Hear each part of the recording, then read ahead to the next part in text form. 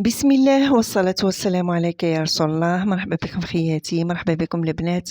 ان شاء الله الفيديو تاع اليوم تلقاكم بخير ومهنيين. خياتي اليوم جبت لكم واحد الوصفة صيفية سهلة مهلة وما تحطيش فيها ولا قطرة ما، تجي بنينة بنينة ما عندي ما نقول لكم عليها، ومقادير بسيطة موجودة في كل بيت. هنا نجيبو حبيبات بطاطا، كل وحدة دير الكمية حسب العائلة تاعها، نقصهم دي رونديل هكذا رقاق ما يكونوش خشان. نضيفو هنايا نجيبو مقلة نحطو لها ملعقة تاع الزيت، نحطو لها مرصو تاع الزبدة ولا مارغرين، نذوبوها فوق النار، نار هادئة.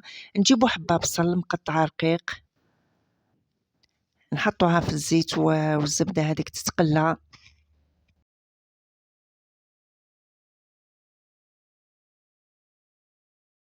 خياتي نخليوها تقلى في الزيت واحد ل5 دقائق حتى يتبدل اللون نتاعها يولي دوغي.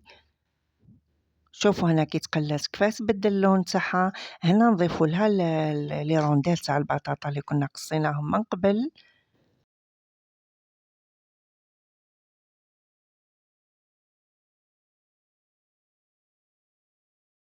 وهنا خياتي نبداو نحطو في الملح والتوابل البطاطا تاعنا باه تجينا بنينه.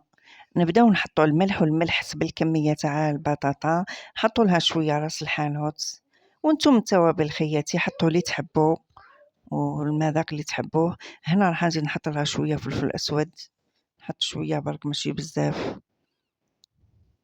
انا خاطر لقيت شويه برك خلص لي.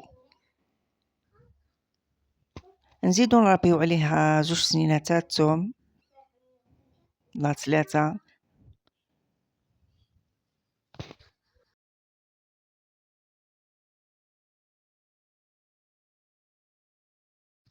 ونخلطوا المكونات تاعنا كامل مع بعض باه يدخلوا التوابل هذوك مليح في البطاطا وتجينا بنينه.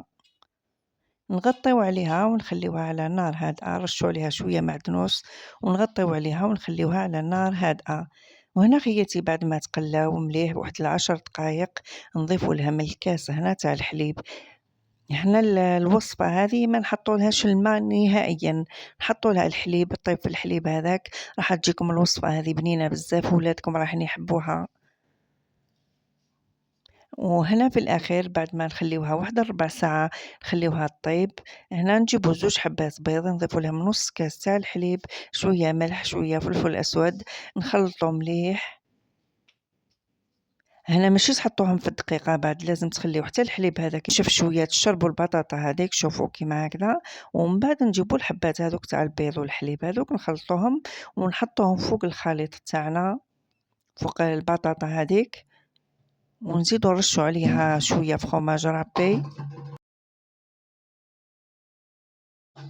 وهنا قد ما تحطوا لها الفخوماج رابي راح تجيكم بنينه وتجي معسله معسله، تجي هايله. نغطيو عليها ونغطيو على باه الفرماج هذا تاعنا يذوب والعظام هذوك يطيبوا با واحد 10 دقائق ونطفيو عليها.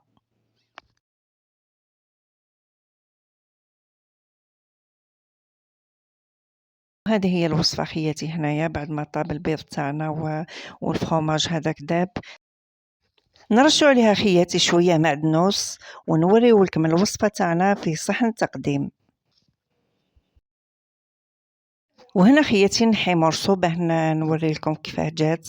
شوفوا الشكل تاعها كيفاه جات هنا هايله هايله. وهذه هي خياتي الوصفه تاعنا تاع نهار اليوم. نتمنى تنال اعجابكم وتدعمونا باشتراك وجام، والى اللقاء مع فيديو جديد.